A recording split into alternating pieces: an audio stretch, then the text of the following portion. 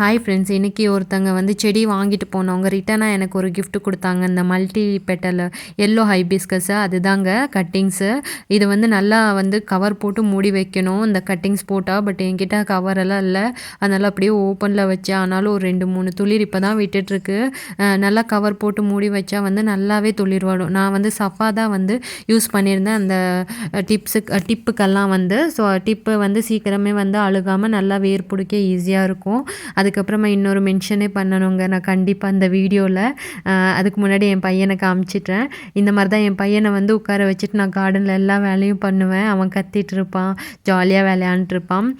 என்னென்னா லாஸ்ட் வீடியோவில் நான் சொல்லியிருப்பேன், இந்த ஃப்ரீ சீட்ஸ் எல்லாம் வந்து கொடுக்குறேன்ல, அதெல்லாம் வந்து அது கூடவே வந்து கட்டிங்ஸ் எல்லாம் கேட்குறாங்க, என்ன பண்ணுறது நீங்களே சொல்லுங்கள் அப்படின்னு சொல்லிட்டு அவன் ஹாய் சொல்ல சொன்னேன். அதனால் ஹாய் சொல்லிகிட்ருக்கான்.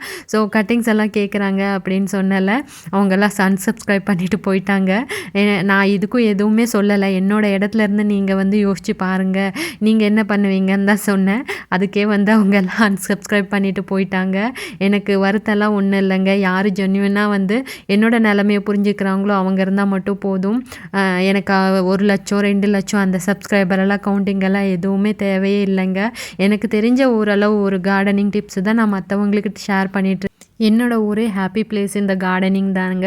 எவ்வளோ சோகமாக இருந்தாலும் வந்து இங்கே வந்து கொஞ்ச நேரம் டைம் ஸ்பெண்ட் பண்ணாலே போதும், அவ்வளோ ஒரு மைண்ட் ரிலாக்ஸாக இருக்கும் எனக்கு. சம்டைம்ஸ் தோணும், எவ்வளோ குப்பையாக வந்து நான் வந்து இந்த செடிங்கள்லாம் வச்சுருக்கேன் அப்படின்னு சொல்லிட்டு. இந்த களையெல்லாம் எடுக்கவே மாட்டேங்க. பாருங்கள், காஸ்மோஸ் எல்லாம் அங்கங்கே விழுந்து அது இஷ்டத்துக்கு வந்து அந்த ரோஸ் பிளான்ட்லலாம் வந்து முளைச்சிருக்கு. பட் சம்டைம்ஸ் அதுவும் பார்க்க ஒரு அழகாக இருக்குங்க, அது சொல்ல வார்த்தையில். இங்கே பாருங்கள், இந்த பால்சம் எல்லாம் இந்த ரோஸ், இது ஃபுல்லாகவே வந்து ரோஸ் செக்ஷனுங்க. பட் இப்போ பார்க்கலாம் நீங்கள், இந்த அது இடையிலே வந்து எவ்வளோ வந்து சீட்ஸ் எல்லாம் விழுந்து அதுவாகவே முளைச்சிருக்கு அப்படின்னு சொல்லிட்டு. ஸோ அதெல்லாம் வந்து நேச்சர், அதை வந்து நாம் எதுவும் சொல்ல முடியாது, ரொம்பவும் வந்து க்ளீன் பண்ணவும் முடியாது. இப்போது எப்படி காடெல்லாம் இருக்குது அதெல்லாம் க்ளீனாக பண்ணிகிட்ருக்காங்கங்க. ஆனாலும் அது வந்து எத்தனை ஒரு ஜீவராசிகளுக்கு வந்து உணவளிக்குது. ஸோ அதே மாதிரி தான் அப்பப்போ வந்து குருவிங்கெல்லாம் வந்து இந்த பூச்சியெல்லாம் பிடிச்சி சாப்பிட்டுட்டு அதுவும் ஜாலியாக இங்கே வந்து சுற்றிட்டு போகும். அதனால அப்படியே நான் விட்டுட்டேன், ரொம்பவும் க்ளீன் பண்ண போக மாட்டேங்க. இதுதான் என்னோட கார்டனிங், ரொம்ப சிம்பிளுங்க. அவ்வளோலாம் மெயின்டைன் எல்லாம் பண்ணவே போக மாட்டேன்.